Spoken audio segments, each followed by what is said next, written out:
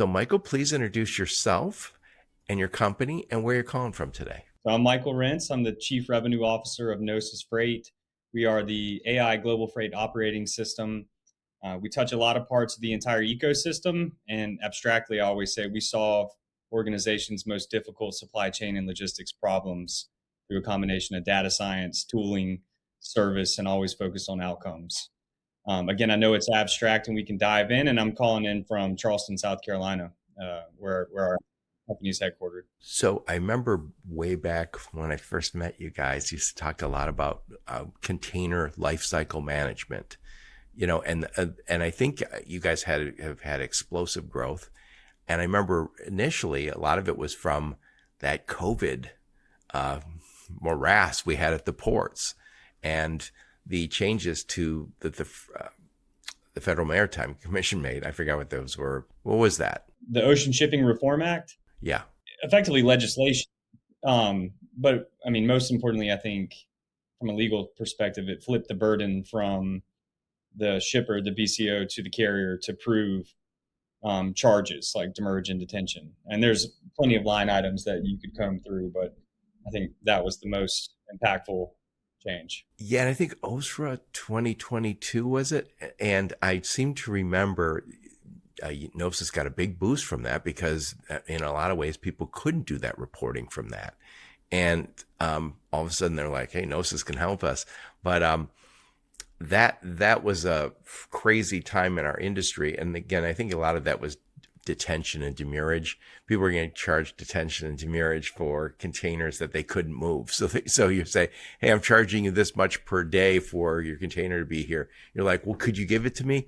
No, it's under 20 other containers. Sorry.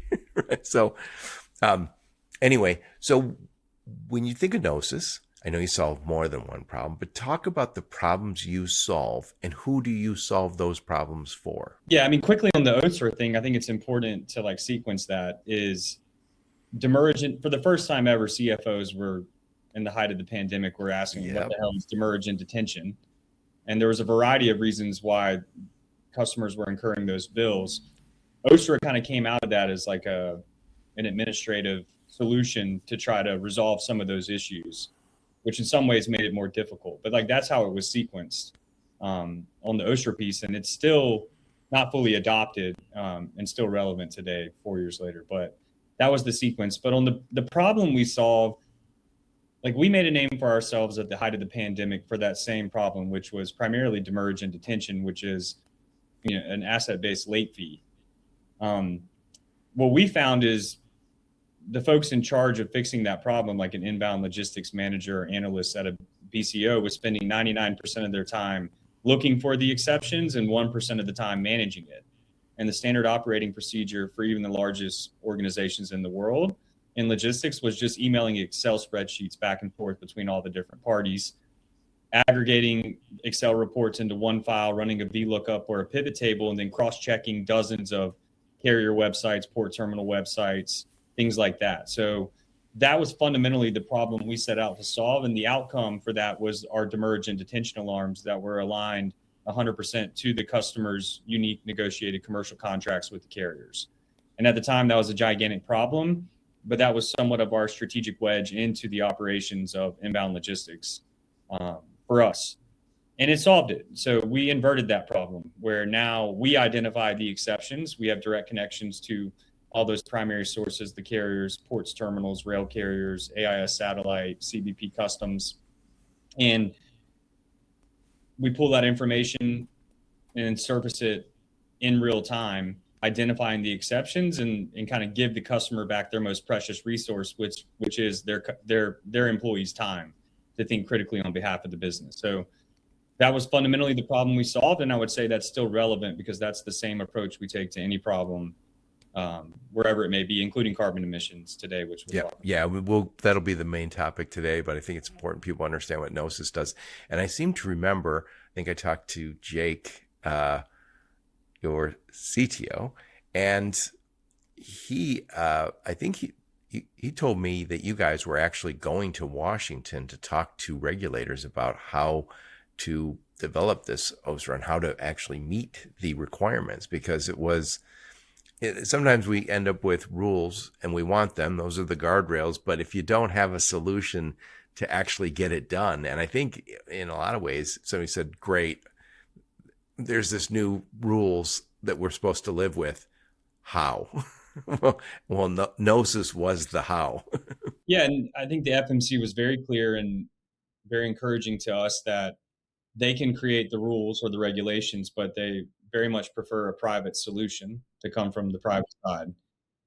And so we just took the rules and the different parties involved and built a solution that would provide value for everyone. And I think the best manifestation of that is our container payment portal solution in partnership with Pay Cargo, where with a lot of the carriers now 100% of demurrage inbound into the US is now paid through Gnosis with Pay Cargo, and we became the originator of the availability date and the subsequent last free day.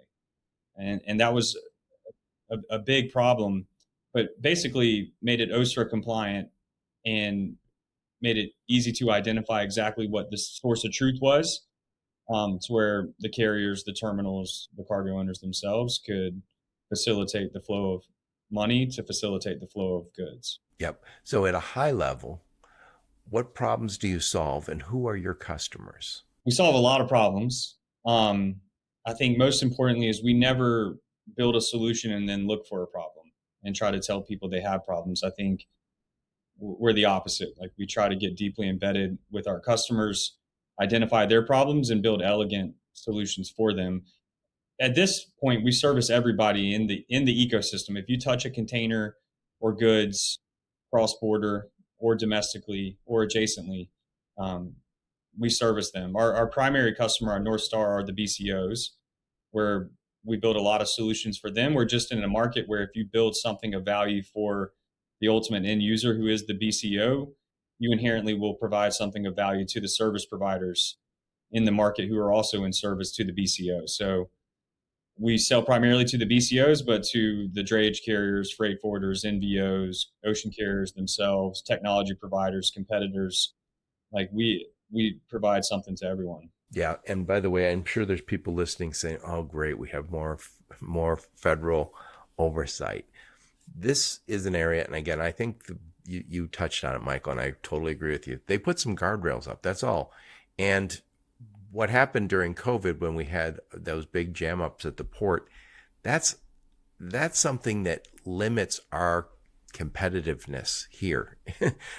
We want to be able to do trade. We want to be able to say we can move freight in and out of our country. And all of a sudden we had a stumble. Not horrible. I mean, nobody starved during the pandemic here. So we did good. It wasn't easy, but I think we've learned a lot from the COVID thing. We're going to come back and talk more about what you guys do for basically the largest shippers in the world and also all the logistics providers.